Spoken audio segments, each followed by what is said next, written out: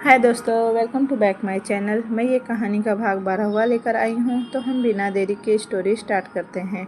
तभी अर्जुन उसके कमरे में आ गया। दोनों ही अर्जुन को देखकर एकदम से शांत हो गए, जैसे कि अर्जुन के कमरे में आने से पहले उनके बीच कुछ हुआ ही ना हो। अर्जुन ने दोनों से को देखा और फिर कहा, कोई बात हुई है क्या? ताई अम्मा ने जल्दी से कहा, कुछ नहीं, अविका ऑपरेशन से थोड़ा घबरा रही थी तो मैं बस उन्हें संभाल रही थी। तुम बोलो, इतनी जल्दी ऑफिस से घर आ गए? दाई अम्मा की बात सुनकर अर्जुन ने कहा, माँ के ऑपरेशन में अभी सिर्फ 2 घंटे बाकी हैं, तो अब हमें हॉस्पिटल चलना चाहिए। दाई अम्मा ने अपने सर पर चपत मारते हुए कहा, अरे हाँ, वक्त कैसे बीत गया ये तो पता ही नहीं चला, अब हम चलते हैं।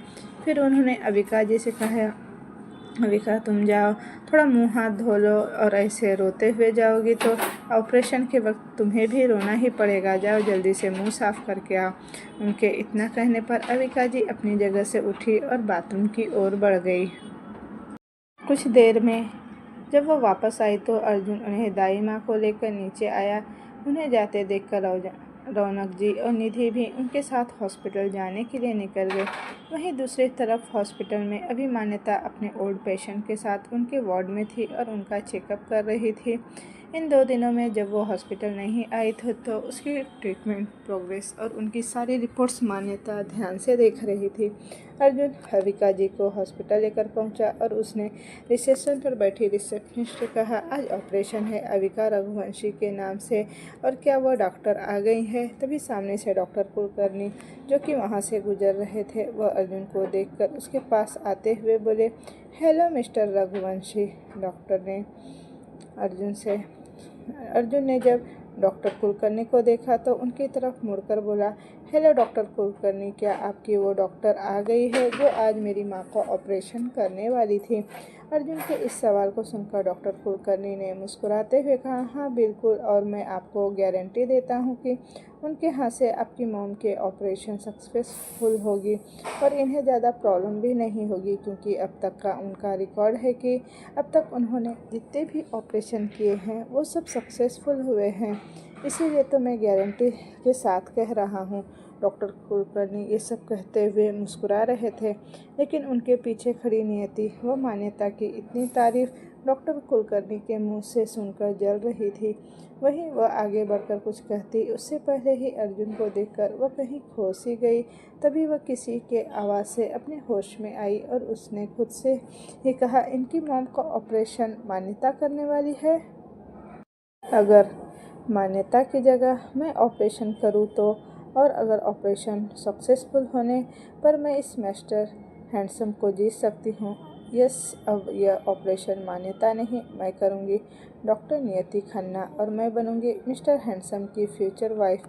डॉक्टर नियति ये सब सोचते हुए डॉक्टर कुलकर्णी और अर्जुन के साथ जाकर खड़ी हो गई और उसने अर्जुन के आगे अपना हाथ बढ़ाते हुए कहा, हेलो, मैं आपकी मदर की ऑपरेशन करूंगी। आई एम डॉक्टर नियति खन्ना। वैसे ही डॉक्टर कुलकर्णी ने कहा, सॉरी नियति, तुम्हें कोई गलतफहमी हुई है, शायद तुम इनकी मदर का ऑपरेशन नहीं कर रही हो, वह तो डॉक्टर मान।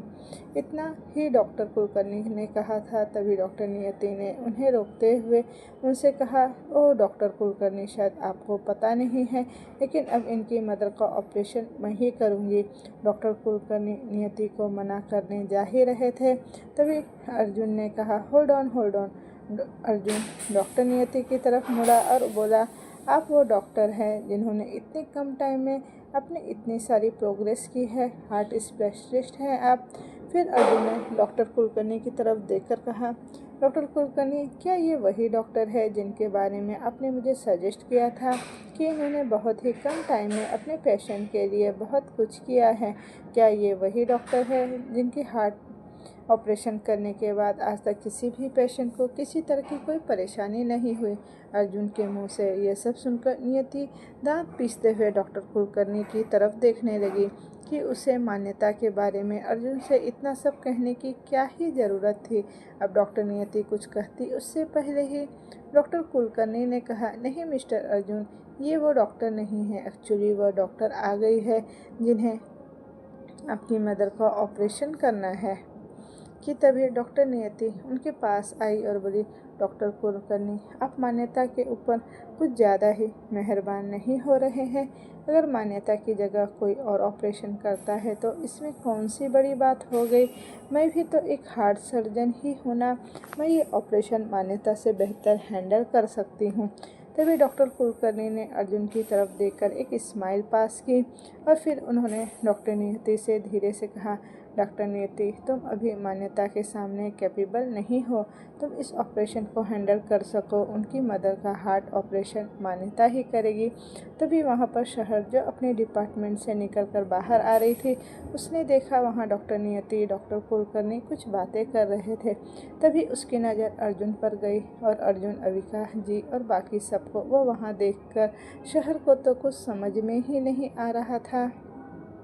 लेकिन जब उसने नियति के एक्सप्रेशन अर्जुन की तरफ देखे तब उसने खुद से कहा, तो क्या डॉक्टर नियति खन्ना की नीयत मेरी जीजू पर ख़राब हो रही है, मेरी मान्यता के हस्बैंड पर इस नियति की, तो मैं अब इसे इसी सबक सिखाती हूँ।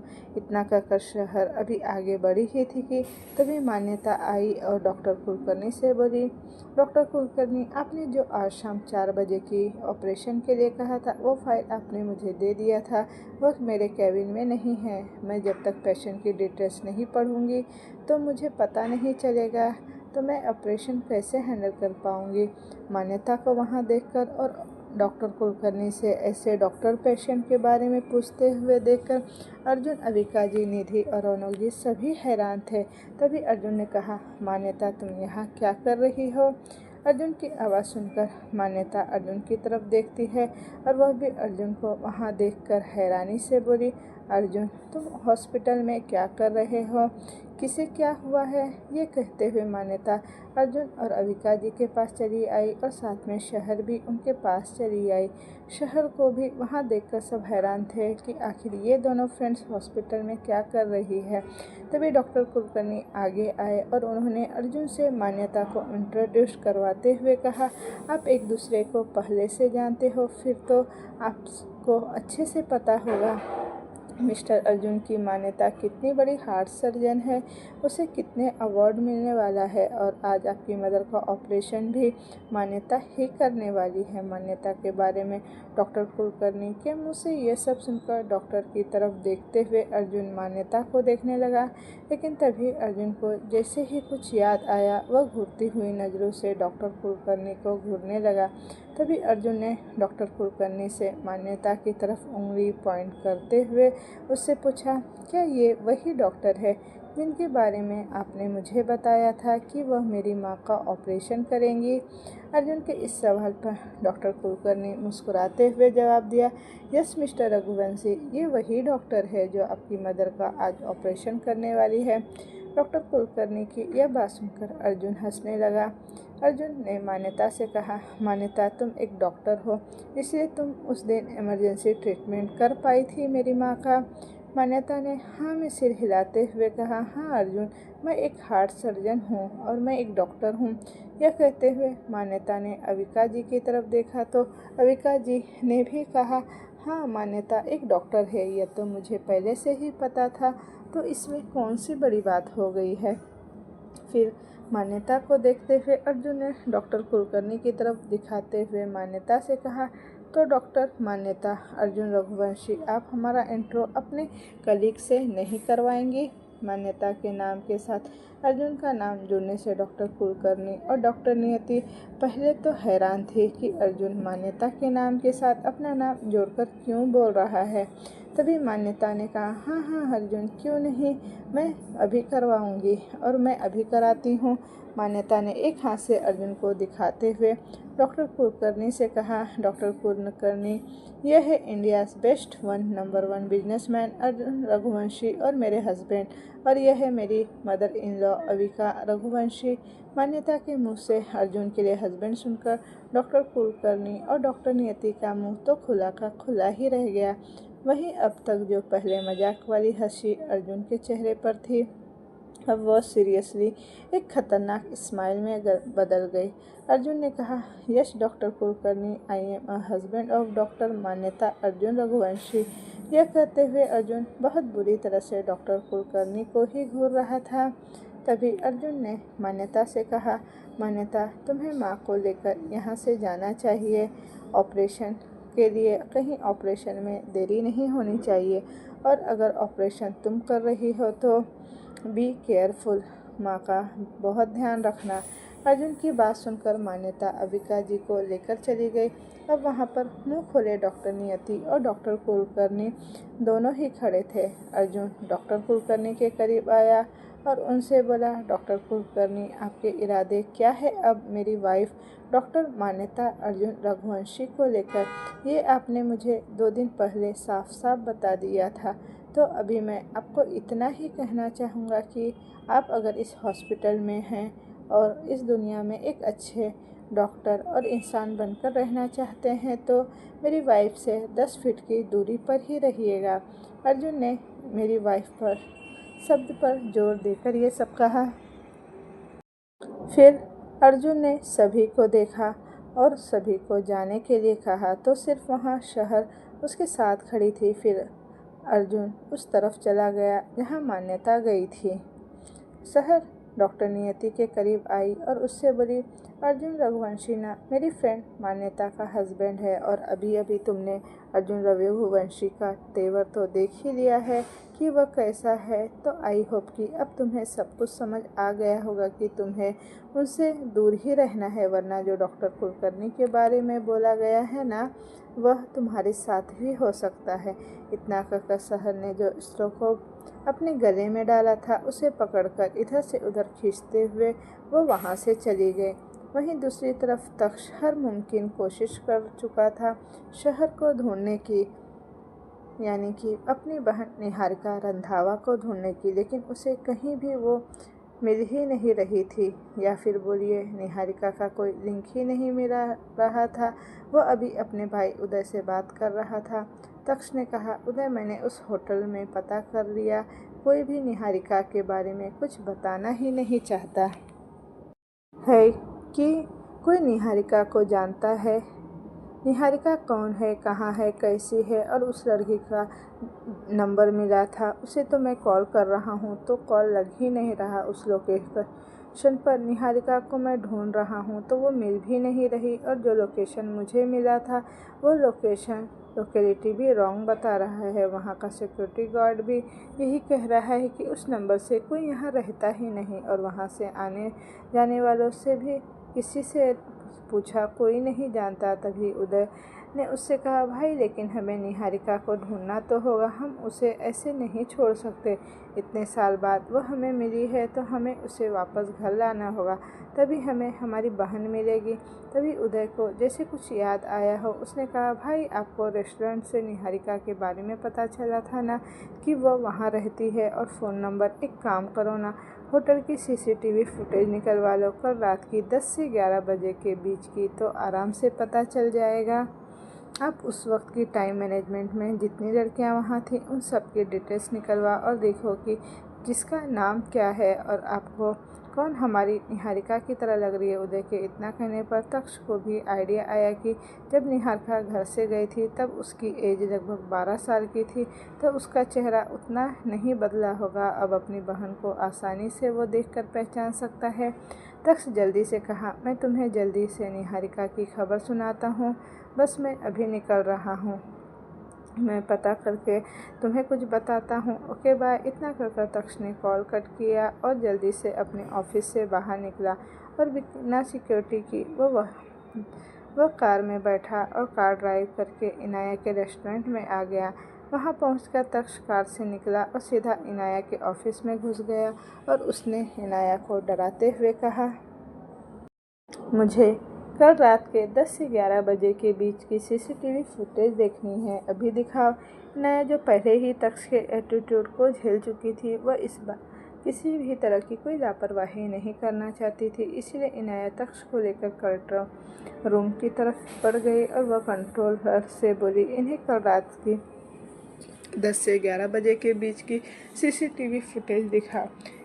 कंट्रोलर ने इनाया के कहने पर रात से 10 से 11 के बीच सीसीटीवी फुटेज तक्ष को दिखाना शुरू किया, लेकिन स्क्रीन पर जैसे जैसे वक्त बीत रहा था और तक्ष जैसे जैसे करके फुटेज देख रहा था, वैसे वैसे उसके हाथ की मुट्ठियाँ कसती जा रही थी।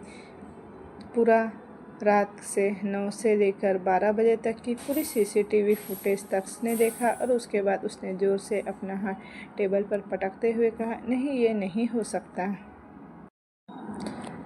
तक्ष ने जो स्क्रीन की तरफ देख रहा था, उस स्क्रीन पर रात के 9 बजे से 12 बजे तक की सारी फुटेज अनअवेलेबल थी, लेकिन हॉल में जिस जगह इनाया ने कहा था वहाँ एंट्रेंस और सब जगह से कुछ कुछ मिनट की सारी सीसीटीवी फुटेज जो थी वो डिलीट थी। वह निहारिका को ढूंढ रहा था। यह किसी और को कैसे पता हो सकता है? जहाँ जहाँ निहारिका मौजूद होने के सारे सबूत थे वो सारे मिट गए थे। तभी तक्ष इनाया से कहा, तुम्हारी फ्रेंड का नाम क्या है? तो उसने कहा, हाँ, मेरी फ्रेंड का नाम निधि है। उससे मुलाकात कहाँ हो सकती है मेरी? तक्ष ने निधि को याद करते हुए कहा। इनाया ने कहा, वह इंजीनियर कॉलेज जाती है। तो तक्ष ने कॉलेज का नाम पूछा और वहाँ से चला गया। तक्ष के जाने के बाद इनाया ने कंट्रोलर से कहा, फुटेज तुमने डिलीट की है क्या? लेकिन क्यों? किसी ने कहा था। तभी कंट्रोलर ने कहा, नहीं मैम, हमने ये नहीं किया। एक्चुअली कुछ देर पहले ये पूरा सिस्टम हैक हो चुका था। उसके बाद जब हमने रिकवर किया तो यह फुटेज डिलीट थी। तब गुस्से से रेस्टोरेंट के बाहर निकला और उसने कहा, तुम जो भी हो, तुम मेरी बहन तक मुझे पहुंचने से रोक नहीं सकते। मैं मेरी बहन को ढूंढकर उसे अपने साथ ले जाऊंगा। तुम चाहे जो कर लो। तक्ष जाकर अपनी कार में बैठ गया और वहां से निकल गया। वहीं दूसरी तरफ अंगद ऑफिस में बैठा पीठ लगाकर चेयर से बैठा था और अपने पैर पर एक पैर चढ़ाकर रोल कर रहा था। वो ये सोच रहा था कि उसने कैसे ऑफिस आते ही उसने इनाया के उस रेस्टोरेंट के सिस्टम को हैक करके पूरी सीसीटीवी की फुटेज को डिलीट किया था। उसे पता था कि इतने सालों बाद शहर ने जो कार्ड यूज़ किया है, उस कार्ड का साइड इफ़ेक्ट उसे जल्द ही देखने को मिलेगा और वह शहर को खोना नहीं चाहता था। इसलिए उससे जो बन पड़ा वह करना चाहता था। शहर तक पहुंचाने का सबसे बड़ा और आसान तरीका था उस रेस्टोरेंट का बिल पेमेंट की डिटेल्स और सीसीटीवी फुटेज। बिल पेमेंट की डिटेल तो अंगद क्लियर नहीं कर सकता था, लेकिन उसने सारी सीसीटीवी फुटेज हैक करके डिलीट जरूर कर दिया था। अभी अंगद अपनी रिवॉल्विंग चेयर पर गोल घूमते हुए खुद से बोला, मुझे शहर के नाम के अलावा उसके बारे में कुछ नहीं पता कि वो कौन है, क्या है, और मुझे सिर्फ उस कार्ड के बारे में पता है कि उस कार्ड में शहर की मॉम की सारी प्रॉपर्टी है। शहर उसे यूज करना चाहती है तो वो यूज़ करे, मैं उसे रोकूंगा नहीं, लेकिन उस कार्ड की वजह से उसे कोई मुझसे दूर करे ये मैं होने भी नहीं दूंगा। जब से शहर मेरी ज़िंदगी में आई है, मुझे मेरा परिवार मिला है। मुझे शहर के रूप में एक ऐसा हमसफ़र मिला है जो हर पल हर वक्त मेरे साथ रहता है, जिसका एहसास मेरे पूरे शरीर में मौजूद रहता है और मैं उसे खुद से दूर जाने दूं, ये कभी नहीं हो सकता। अगर मुझे मरना भी पड़े तो मैं मरकर भी उसे सलामत रखूंगा और उसके साथ ही रहूंगा। ये सब कहते हुए अंगद के चेहरे पर एक प्यारी सी मुस्कुराहट थी, जो शहर के नाम लेने भर से ही उसके चेहरे पर आ जाया करती थी। वहीं दूसरी तरफ हॉस्पिटल में अविका जी के ऑपरेशन स्टार्ट होने से पहले उनके कई तरह के टेस्ट होने वाले थे, जिनमें खुद मान्यता शामिल थी। अर्जुन भी अविका जी के साथ था। अविका जी को किसी भी तरह का डर न लगे, इसलिए जैसे ही मान्यता ने इंजेक्शन अविका के हाथ पे पर ब्लड निकालने के लिए लगाया, वैसे ही अविका जी ने कसकर अर्जुन के हाथ को पकड़ लिया। अर्जुन उनके हाथ को धीरे धीरे सहलाते हुए मान्यता को देखते हुए अविका जी से बोला, माँ, आपको इतना डरने की ज़रूरत नहीं है। बस जल्द से जल्द आपका ऑपरेशन हो जाए, आप ठीक हो जाओ तो हमारे साथ आप मस्ती करोगे ना, और फिर आप चाहते हो ना कि आप अपने पोता पोती के साथ खेलें, उनके पीछे भागे, और यह सब कुछ करने के लिए आपको ठीक तो होना पड़ेगा। फिर तो होना ही पड़ेगा। अर्जुन की यह बातें सुनकर जहाँ अविका जी का ध्यान भटक रहा था, वहीं मान्यता अर्जुन को घूर कर देख रही थी। अर्जुन बेशर्मों की तरह अविका जी से ये सारी बातें कह रहा था। मान्यता ने अपने दिल में कहा, अर्जुन आप सच में बहुत बेशर्म हैं। मुझे समझ नहीं आता कि कल को जब हमारे बच्चे होंगे तो किसके जैसे होंगे। मैं हमेशा भगवान से प्रे करूँगी कि वह बच्चे आपके जैसे तो बिल्कुल ना हो, नहीं तो अगर लड़की हुई तो वो क्या करेगी। मान्यता ये सब सोच ही रही थी कि अर्जुन ने कहा, क्या हुआ, अब तुम क्या सोचने लगी। मान्यता ने अपना सर झटका और जल्दी से ब्लड टेस्ट के लिए चली गई। अर्जुन उसे इस तरह से जाते हुए देखकर मुस्कुरा रहा था। वहीं अर्जुन और मान्यता की ये सारी हरकत, उनके इस मोमेंट को डॉक्टर कुलकर्णी और नियति भी देख रहे थे। डॉक्टर कुलकर्णी ने अपने हाथ की मुट्ठी बंद की और गुस्से से दांत पीसते हुए अपनी केबिन की ओर चले गए।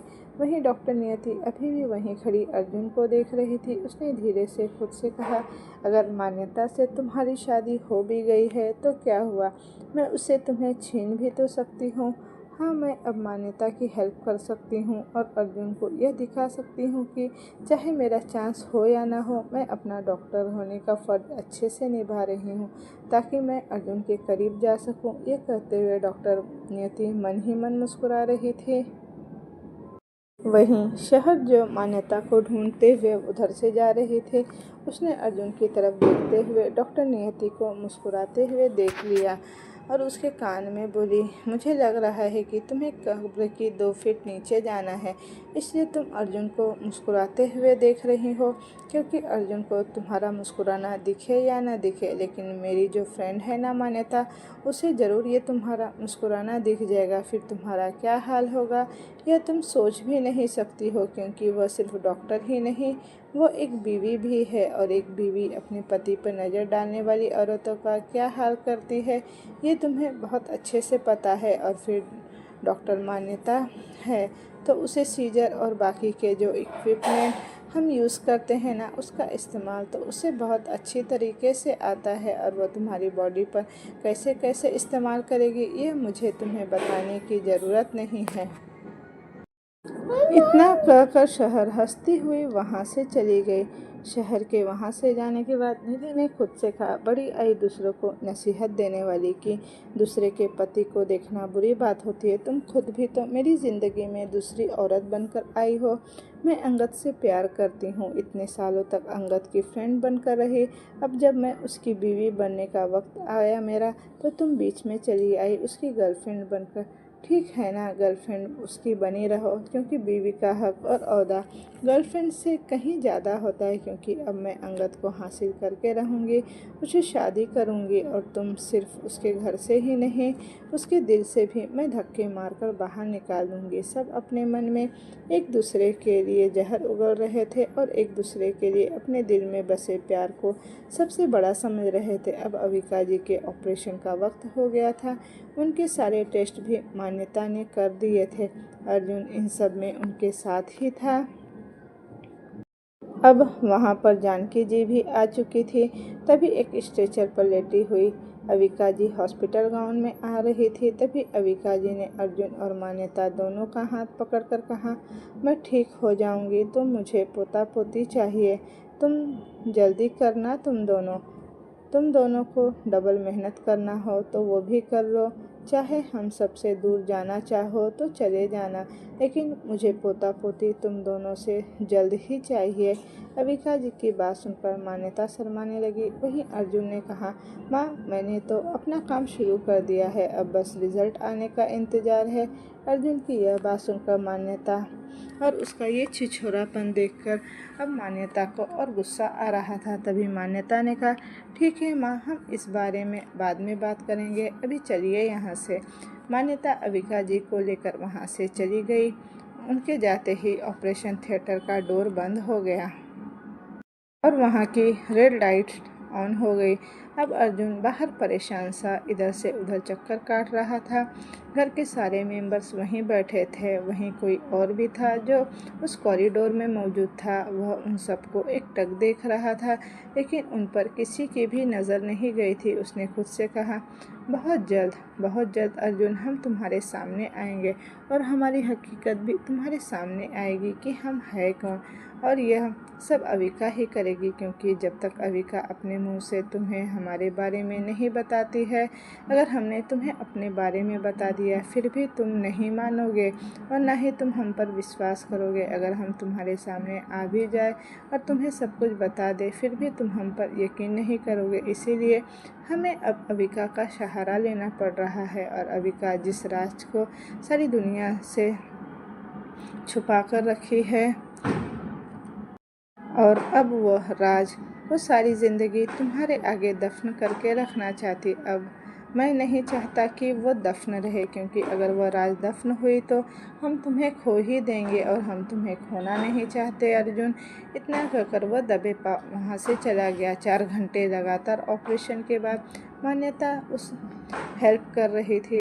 मान्यता ऑपरेशन थिएटर से बाहर निकली। मान्यता के साथ उसकी हेल्प कर रहे डॉक्टर नियति और अर्जुन कुलकर्णी तीनों ही वार्ड से बाहर आते देख अर्जुन जल्दी से नियति के पास आया और उससे मान्यता के हाथ को पकड़ते हुए उससे बोला, माँ कैसी है, ऑपरेशन सक्सेसफुल हुआ ना। अर्जुन के चेहरे पर घबराहट साफ नज़र आ रही थी। मान्यता के बिना किसी परवाह के अर्जुन के गालों को प्यार से अपने हाथ में भरते हुए कहा, अर्जुन माँ बिल्कुल ठीक है और ऑपरेशन सक्सेसफुल हुआ। बस 2-4 घंटे में माँ को भी होश आ जाएगा, लेकिन हमें उनका बहुत अच्छे से ख्याल रखना होगा। मान्यता के कहने पर अर्जुन ने उसे सबके सामने ही अपने सीने से लगाते हुए कहा, थैंक यू मान्यता, थैंक यू सो मच। तुम्हारी वजह से आज माँ बिल्कुल ठीक हो गई। उनका ऑपरेशन सक्सेसफुल हो गया। हम दोनों मिलकर ही उनका ख्याल रख लेंगे। मान्यता से ये सब कहते हुए अर्जुन ने मान्यता को झुककर उसके कमर पर हाथ रखकर उसे अपनी गोद में उठाकर उसे पूरा गोल गोल घुमाने लगा। अर्जुन मान्यता को नीचे उतारा और उसने उसे कसकर अपने गले से लगाते हुए कहा, मैं लकी चाम, आज रात तो मैं तुम्हें बहुत अच्छे से यूज़ करने वाला हूँ। मान्यता को समझ नहीं आया कि अर्जुन ये क्या बोल रहा है, तो उसने उसे सवालिया भरी नज़रों से देखा तो अर्जुन हंसने लगा। और अब मान्यता कंफ्यूज हो रही थी कि आखिर अर्जुन करने क्या वाला है। वहीं जैसे ही दानी माँ ने सुना कि अविका जी का ऑपरेशन सक्सेसफुल हो गया है तो वो बोली, शाबाश मेरी बच्ची, तुमने आज अविका को बचाकर अपनी बहू होने का फ़र्ज अदा किया है और अपनी सास को बचाया। तभी मान्यता दाई माँ के हाथ पकड़ते हुए बोली, नहीं दाई माँ, मैं पहले डॉक्टर हूँ और मैंने पहले अपने डॉक्टर होने का फ़र्ज़ अदा किया है। मान्यता के इस बात को भी दाई माँ और अर्जुन एग्री कर रहे थे। अर्जुन एकदम प्यार भरी नज़रों से मान्यता को देख रहा था, जैसे कि अभी अगर उसे मौका मिले तो वो मान्यता के ऊपर टूट ही पड़ेगा। तभी मान्यता ने सबसे कहा, अगर आप सब घर जाकर रेस्ट करना चाहते हैं तो आप लोग कर सकते हैं, क्योंकि अभी 4-5 घंटे के लिए तो माँ को बिल्कुल होश नहीं आएगा। और अगर माँ को होश भी आता है तो पहले डॉक्टर उनका चेकअप करेंगे कि वह कैसी है, उनके बाद ही आप लोग उनसे मिल सकते हैं। तो आप लोग अभी घर जाए और रेस्ट करें। मान्यता इतना बोलकर डॉक्टर नियति और डॉक्टर कुलकर्णी की तरफ मुड़ी और उनसे बोली, थैंक यू डॉक्टर कुलकर्णी और थैंक यू डॉक्टर नियति, तुमने मेरा बहुत हेल्प किया है इस ऑपरेशन में। डॉक्टर नियति एकदम मुस्कुराती हुई मान्यता से बोली, इट्स ओके मान्यता, मैं भी तो डॉक्टर हूँ, मैं भी तो बस अपना ही काम कर रही थी, ओके। इतना बोलकर डॉक्टर नियति अर्जुन की तरफ देखकर मुस्कुराते हुए बोली, मिस्टर रघुवंशी, आपको आपकी मॉम का खास ध्यान रखना चाहिए, क्योंकि अभी अभी उन्हें इतना केयर की ज़रूरत है। बाकी सब ठीक है, आपकी मॉम बहुत जल्द ठीक हो जाएगी। इतना बोलकर डॉक्टर नियति और डॉक्टर कुलकर्णी दोनों वहाँ से चले गए। उनके जाने के बाद बाकी सब भी वहाँ से रघुवंशी मेंशन जाने के लिए निकल गए। सबके जाने के बाद मान्यता वापस से आईसीयू में गई और उसने अविका जी के सारे रिपोर्ट्स चेक किए और उन्हें नर्स और वार्ड बॉय से कहा, अब इन्हें नॉर्मल वार्ड में शिफ्ट करो, बाकी का मैं देख लूँगी। मान्यता के इतना कहने पर नर्स ने हाँ में गर्दन हिलाया और वह अविका जी को नॉर्मल वार्ड में शिफ्ट करने के लिए लग गई। तभी दाई माँ ने मान्यता से कहा, मान्यता बेटा तुम भी जाकर अब रेस्ट कर लो, तुम भी काफ़ी थक गई होंगी ना। अविका जी के ऑपरेशन करने में 4 घंटे तक लगातार खड़े होकर मान्यता के भी पैरों में काफ़ी दर्द हो रहा था, लेकिन उसने किसी से कुछ नहीं कहा क्योंकि यह उसका हमेशा का ही काम था। अर्जुन ने मान्यता से कहा, तुम जाकर रेस्ट करो, मैं माँ के साथ रहता हूँ। तभी दाई माँ ने अर्जुन को मना करते हुए कहा, नहीं कोई ज़रूरत नहीं है, मैं रहूँगी अविका के साथ, तुम मान्यता के साथ जाओ और तुम दोनों थोड़ा रेस्ट कर लो। वही सारी चीज़ें अच्छे से सेट करके अविका जी ने रिपोर्ट्स मान्यता ने देखे तो बाद में नर्स से कहा, अब इनका ध्यान रखना, मैं थोड़ी देर आराम करके आती हूँ। वार्ड से बाहर आने के बाद मान्यता ने अर्जुन से कहा, वैसे एक बात पूछूं, उस वक्त जब डॉक्टर कुलकर्णी ने मेरा इंट्रोडक्शन तुम्हारे सामने एज अ डॉक्टर और हार्ट सर्जन के तौर पर किया तो तुम इतना शॉक क्यों हो गए? अर्जुन ने इधर उधर देखा, अभी उस कॉरिडोर में कोई नहीं था तो उसने अपने हाथ को आगे बढ़ाकर मान्यता की कमर पर डाला और उसे अपनी तरफ खींचते हुए बोला, क्योंकि वाइफी मुझे यह नहीं पता था कि मेरी वाइफ एक डॉक्टर है और वह भी एक हार्ट स्पेशलिस्ट। मान्यता मुस्कुराते हुए अर्जुन के हाथ पर मारी और बोली, तुम्हें तो बस मुझे छूने का मौका मिलना चाहिए ना। अर्जुन, जब से हमारी शादी हुई है तुमने एक ऐसा भी मौका नहीं छोड़ा है कि तुम मुझे हाथ न लगा। अर्जुन भी बेशर्म होके मुस्कुराते हुए मान्यता से बोला, अब तुम्हें छूने का हक मिला है तो खुद के हक को मैं क्यों ही छोड़ूं। अब ऐसी अभी हम जो तुम्हारी कैबिन में जा रहे हैं ना, मैं तो वहाँ तुम्हें बिल्कुल छोड़ने वाला नहीं हूँ। अर्जुन के इतना कहने पर मान्यता ने अर्जुन से पूछा, तुम्हारा कहने का क्या मतलब है? मान्यता के इतना पूछने पर अर्जुन ने उसे कमर से थाम कर रखा था, उसे खुद से चिपका कर दीवार से लगाते हुए उसके होठों पर अपने होठ रख उसे वहीं कॉरिडोर में किस करने लगा और मान्यता उसे खुद से दूर करने की कोशिश करने लगी, कुछ क्योंकि उसे डर था कि यह हॉस्पिटल है और वह इस हॉस्पिटल की एक रेप्यूटेड डॉक्टर है जिसकी सभी इज्जत करते हैं। इसीलिए वह नहीं चाहती थी कि उसके पर्सनल लाइफ की वजह से कोई उसे गलत समझे, क्योंकि उसकी और अर्जुन की शादी के बाद हॉस्पिटल में ज़्यादातर किसी को पता नहीं थी। मान्यता बार बार अर्जुन को खुद से दूर धकेलने की कोशिश कर रही थी, लेकिन अर्जुन था कि वो तो पूरी जोंक की तरह मान्यता से चिपक गया था, वो उसे छोड़ना ही नहीं चाहता था। करीब 10 से 15 मिनट के किस के बाद मान्यता की सांस उखड़ने लगी, तब अर्जुन ने मान्यता की सांस उखड़ते हुए देखा तो उसने मान्यता के होठों को छोड़ा और अपने हथेली के बैक के हिस्से से अपने मुंह को पोंछते हुए बोला, wifey I am your husband, फिर तुम मुझे खुद से दूर क्यों कर रही हो? ये कहते हुए अर्जुन की भी सांस फूल रही थी। वहीं मान्यता अपनी सांसों को काबू करने की कोशिश करते हुए बोली, अर्जुन, यह हॉस्पिटल है जहाँ मैं काम करती हूँ, यहाँ डॉक्टर और लोगों के बीच मेरी एक इज्जत है। किसी को नहीं पता कि तुम मेरे हस्बैंड हो। सब क्या सोच रहे होंगे मेरे बारे में कि हम ऐसे खुलेआम तुम्हें किस कर रहे हैं। मान्यता के मुंह से ये सुनते ही अर्जुन के होठों पर एक मुस्कुराहट आ गई।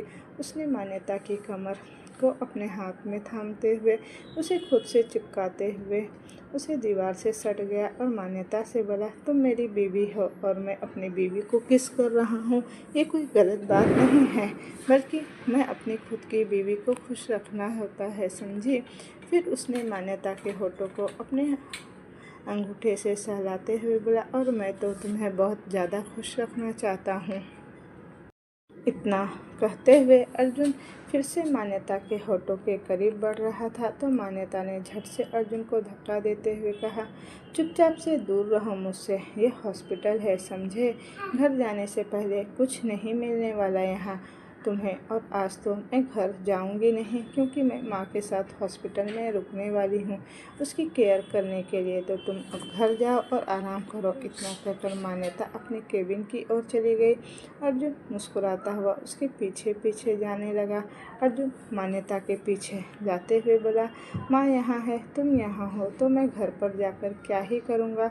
मैं भी यहीं रुक जाता हूँ। तुम माँ की केयर करना और मैं तुम्हारी, और हम दोनों मिलकर माँ के साथ रहते हैं तो उन्हें भी ज़्यादा अच्छा लगेगा ना, इसलिए मैं घर नहीं जा रहा। ये कहते हुए अर्जुन मान्यता के पीछे उसके केबिन में घुस गया। तभी मान्यता पीछे मुड़कर अर्जुन से कुछ कहती कि तभी उसने देखा कि अर्जुन केबिन का डोर लॉक कर चुका था, जो देखकर मान्यता ने कहा, अर्जुन तुम ये क्या कर रहे हो? यह हॉस्पिटल है, कोई देखेगा तो क्या ही कहेगा। अर्जुन तुम समझ नहीं रहे हो। तभी अर्जुन मान्यता के करीब आया और उसके कमर में हाथ डालकर उसे खुद से सटाते हुए उसके होठों को अपने अंगूठे से रब करते हुए मान्यता से कहा, मान्यता रिलैक्स, मैं ऐसा कुछ नहीं करूँगा जिससे तुम्हारी इज्जत पर बात आए। तुम्हारी इज्जत ही अब मेरी इज्जत है। मैं अपनी वजह से तुम्हारी इज्जत पर दाग लगने नहीं दूंगा। मैं क्या कर रहा हूँ? तो मिसेज मान्यता अर्जुन रघुवंशी, मैं अर्जुन रघुवंशी अपनी वाइफ को प्यार करने की कोशिश कर रहा हूँ क्योंकि जब से मेरी वाइफ घर से बाहर निकली है तब से मुझे एक बार भी उसने कॉल तक नहीं किया था। मुझे अपनी वाइफ पर बहुत ज़्यादा प्यार आ रहा है। अर्जुन की यह बातें सुनकर मान्यता मुस्कुराने लगी और उसने अपनी बाहें अर्जुन के गले में डालते हुए कहा, तो मिस्टर अर्जुन रघुवंशी को अपनी वाइफ के ऊपर बहुत प्यार आ रहा है।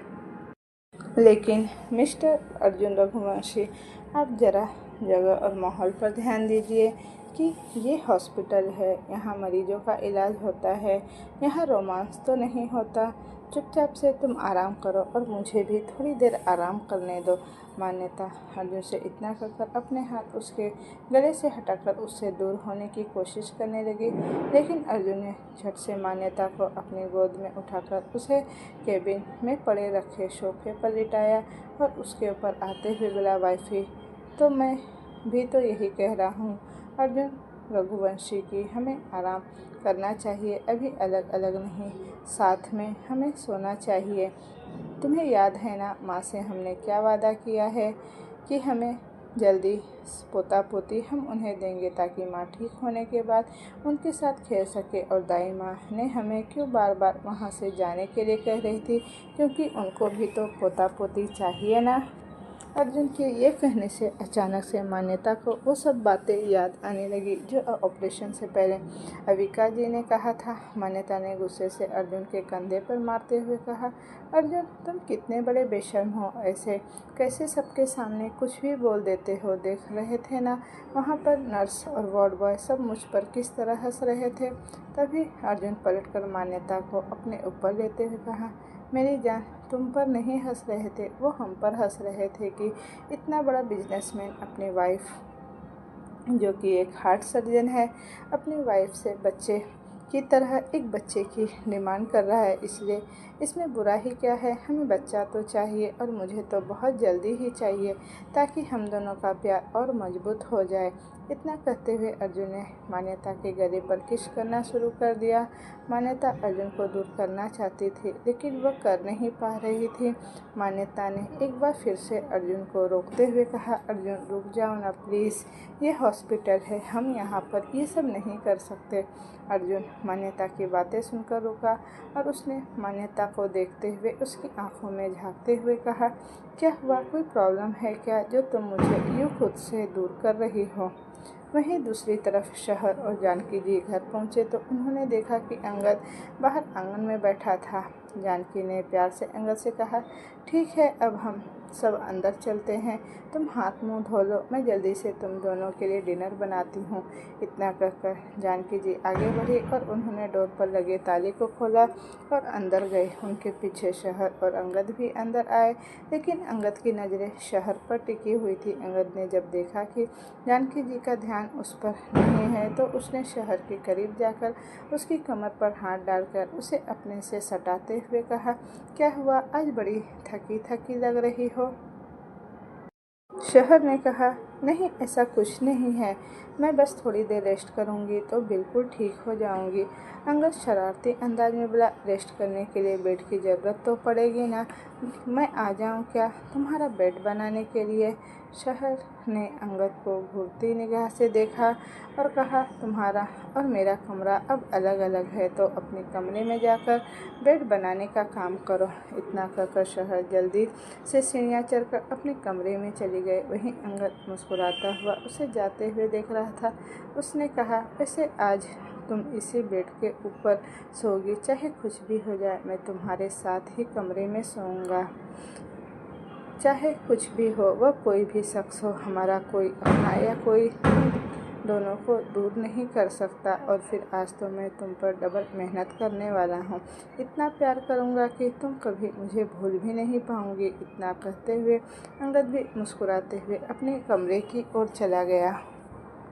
वहीं जानकी जी उन दोनों की हरकतें किचन के डोर पर खड़े देख मुस्कुरा रही थी, लेकिन उन्होंने दोनों को कुछ नहीं कहा क्योंकि वह भी जानती थी कि दोनों एक दूसरे से बहुत प्यार करते हैं। शहर अपने कमरे में आई और उसने अपना पर्स टेबल पर रखा और कबर्ड से अपने कपड़े लेकर नहाने चली गई।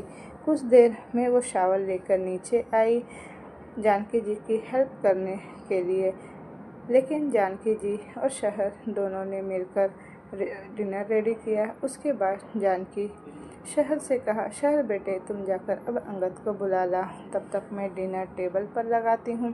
जानकी जी की बात सुनकर शहर अंगद को बुलाने के लिए चली गई।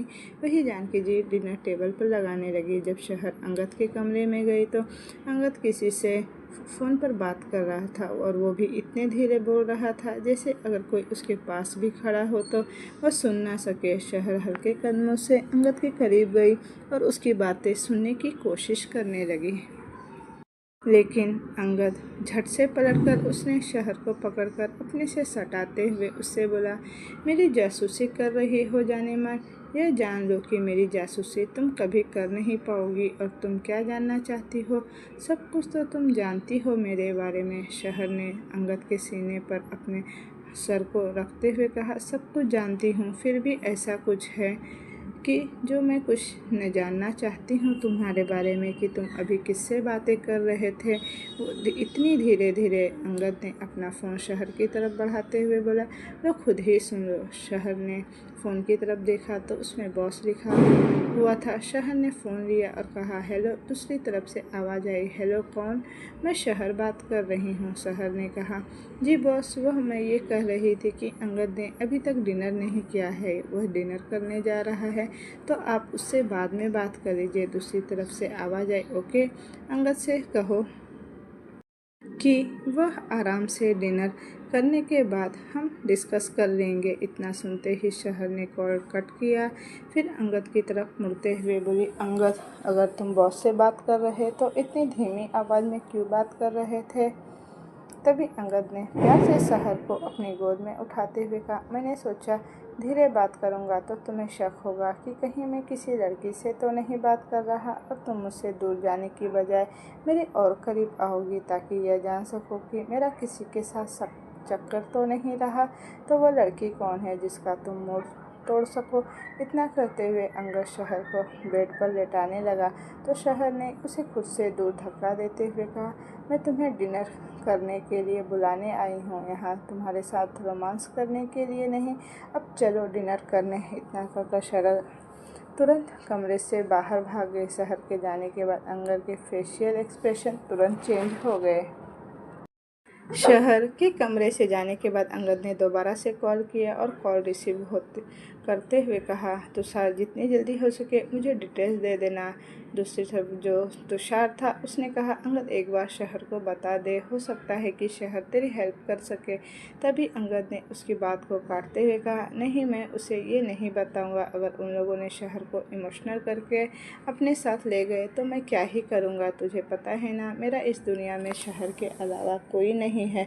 मैं उसके बिना जी नहीं सकता और उसे अपने साथ रखने के लिए मैं किसी भी हद को पार कर सकता हूँ। इसलिए जो कह रहा हूँ वो तू कर।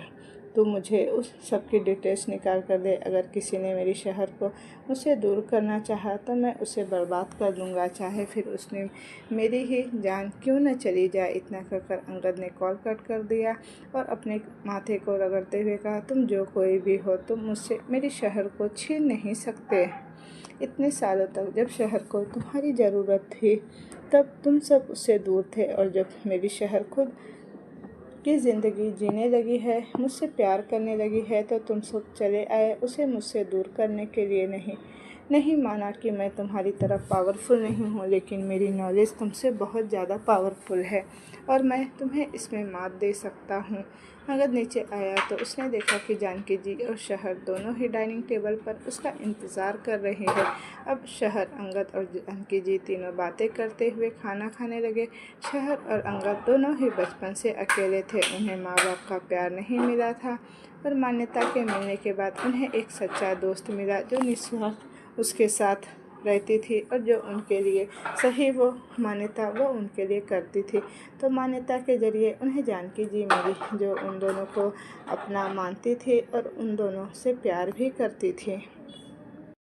शहर और अंगद एक दूसरे की आंखों में देखते हुए कुछ इशारा किए और दोनों उठकर जाकर जानकी जी को हक कर लिए और उनके गाल पर दोनों साइड से किस कर दिए, जिससे जानकी जी हंसने लगी और दोनों के गाल को सहलाते हुए बोली, जैसे मेरे लिए मान्यता है वैसे ही तुम दोनों हो मेरे लिए, इसीलिए मैं तुम दोनों से कुछ कहना चाहती हूँ। अंगद ने कहा, हाँ कहो जानकी आंटी।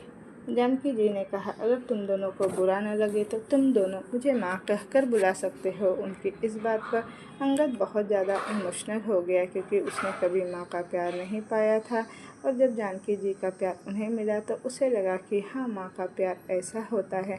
लेकिन जब जानकी जी उसकी माँ बनकर उनके साथ रहने वाली थी, इसलिए अंगद ने उन्हें कसकर गले लगाते हुए कहा, माँ आई एम सो लकी कि आप मुझे मिली। इतना कहते अंगद की आंखों में आंसू आ गए, जिन्हें जानकी जी ने पूछते हुए कहा, अरे बाबा, मैं तो तुमसे ज़्यादा लकी हूँ, क्योंकि मुझे 3 बच्चे जो मिल गए तुम लोगों के रूप में, और फिर मान्यता की तो अब शादी हो गई तो अर्जुन भी मेरा बेटा हुआ, तो सोचो कि मेरे 4 बच्चे हैं, तो मैं कितनी लकी हूँ। इतना कहकर जानकी जी ने शहर और अंगद को गले लगा लिया। तीनों का डिनर हो चुका था तो जानकी जी ने अंगद और शहर से कहा, अब जाकर सीधा सो जाओ। इतना कहकर जानकी जी अपने कमरे की तरफ चली गई। अंगद और शहर एक दूसरे का चेहरा देखकर मुस्कुरा रहे थे। फिर शहर और अंगद भी अपने अपने कमरे की ओर चले गए। शहर अपने कमरे में घुस रही थी, तभी उसने देखा कि अंगद भी उसके पीछे पीछे उसी के रूम में आ रहा है। तो शहर दरवाजे पर रुकी और दोनों हाथ को दरवाजे पर रखकर बोली, अंगद तुम कहाँ जा रहे हो, जाओ अपने कमरे में सो जाओ। अंगद बेचारा सा मुंह बनाते हुए शहर से बोला, यह नींद नहीं आएगी, अकेले सोने दो ना मुझे तुम्हारी बाहों में, क्योंकि मुझे तुम्हारी बाहों की आदत हो गई है। क्या तुम्हें नींद आएगी मेरे बिना? क्या तुम अपना गद्दा नहीं खोजोगी? तभी शहर ने अंगद को धक्का देते हुए कहा, चुपचाप से जाकर अपने कमरे में सो जाओ, क्योंकि माँ को नहीं पता है कि हमारे बीच सब कुछ हो चुका है, इसीलिए माँ हम दोनों को अलग अलग कमरे में सोने दे रही है। तो अगर उन्हें पता चला तो उन्हें कितना बुरा लगेगा कि हम दोनों शादी से पहले एक दूसरे के साथ रह रहे हैं। शहर की बात सुनकर अंगद बिल्कुल शहर के नज़दीक आ गया और उसकी नज़रों में देखते हुए बोला, तो चलो ना, कर लेते हैं शादी, मैंने कब मना किया है, वह तो तुम ही हो जिसे अभी शादी नहीं करनी। यार, हम शादी से पहले शादी वाली लाइफ जी तो रहे हैं, तो क्यों ना हम शादी ही कर ले, ज़्यादा बेटर रहेगा। अंगद की बातें सुनकर शहर उससे बोली, ठीक है कर लेंगे शादी भी, लेकिन अभी नहीं, अभी उसके लिए बहुत टाइम है, तो अब जाकर तुम अपने कमरे में सो जाओ, अब मैं जा रही हूँ अंदर सोने। इतना कहकर शहर 2 कदम पीछे हटी और जैसे ही अंगद शहर के कमरे में इंटर होने को हुआ, शहर ने फट से डोर को क्लोज कर दिया। अंगद ने कहा, पर baby this is not fair, तुम हमेशा मेरे साथ ऐसे ही करती हो, तुम्हारा मूड का कोई भरोसा नहीं, कब तुम मेरा कत्ल भी कर दो। तभी अंदर से शहर की आवाज़ आई, अंगद अगर तुम अभी अपने कमरे में नहीं गए तो मैं सच में अभी तुम्हारा कत्ल कर दूंगी। शहर की बातें सुनकर अंगद वहाँ से चला गया। वहीं दूसरी तरफ हॉस्पिटल में अर्जुन मान्यता के ऊपर गया था वही मान्यता जो उसे सवाल भरी नज़रों से देख रही थी कि आखिर मान्यता उसे खुद से दूर क्यों कर रही है, क्यों उसे प्यार करने नहीं दे रही है। अर्जुन ने फिर से मान्यता से वही सवाल किया, क्या हुआ मान्यता, क्या तुम्हें मेरा प्यार करना अच्छा नहीं लग रहा, क्या कोई प्रॉब्लम है। मान्यता ने जब अर्जुन को उसे रोकने का गलत वे में ले जा रहा था तो उसने जल्दी से अर्जुन के चेहरे को दोनों हाथों में थामते हुए कहा, अर्जुन ऐसा कुछ नहीं है जैसा तुम सोच रहे हो। मैंने बस तुम्हें इसलिए रोका क्योंकि ये हॉस्पिटल है, यहाँ कभी भी इमरजेंसी हो सकती है। मैं एक डॉक्टर हूँ और कोई भी कभी भी मुझे यहाँ बुलाने आ सकता है, और अगर उस वक्त हम दोनों ऐसे रहे तो मैं तुरंत तो नहीं जा पाऊँगी। अगर किसी ने हमें ऐसे देख लिया तो वह भी अच्छी बात नहीं होगी, इसलिए बस मैंने तुम्हें रोका। अर्जुन भी मान्यता का चेहरा देख रहा था और मान्यता अर्जुन का चेहरा देख रही थी कि कहीं अर्जुन उसकी बातों का फिर से कोई गलत मतलब तो नहीं निकाल रहा है। अर्जुन के इस तरह सवाल भरी नज़रों को देखने के बाद मान्यता अपनी जगह से उठी और वह सीधा अर्जुन की गोद में बैठ गई। उसने अर्जुन से कहा, तुम्हें क्या लगता है, क्या मैं तुम्हें खुद से प्यार करने से रोक पाऊँगी? बिल्कुल नहीं, क्योंकि जब तुम मुझे प्यार करते हो ना तो मुझे बहुत अच्छा लगता है।